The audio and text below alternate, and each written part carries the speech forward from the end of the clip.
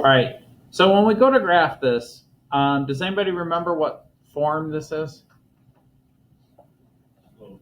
Slope-intercept form. The reason we call it the slope-intercept form is because it's written in the form y equals mx plus b, where m is the slope. And you guys will want to write this down in your worksheet, even if you know it, because it'll be helpful.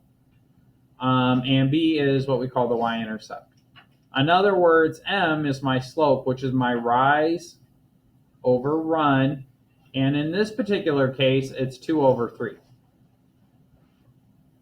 Now, 2 is a positive number, so that means I'm going to go up 2 spaces. 3 is a positive number, so I'm going to go over 3 spaces to the right. Now, my b term is -1. Now, that's my y-intercept. So what I'm going to do is I'm going to go right here. That means that my graph, maybe I should change the color. That means that my graph is going to cross right here on the y-axis at -1. Now, to get to the next point on the line, I'm simply going to go up 1, 2, and then over. So this is my rise. I'm going up 2, and then I go over 1, 2, 3. So this is my run, right? Rise over run. That's the next point.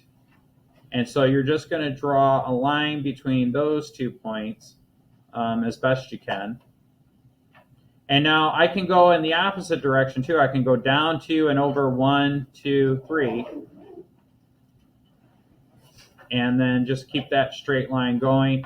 Draw the arrow so it goes in both directions forever. And that's the graph. How many of you guys had that exact same graph? Can you do that on a test?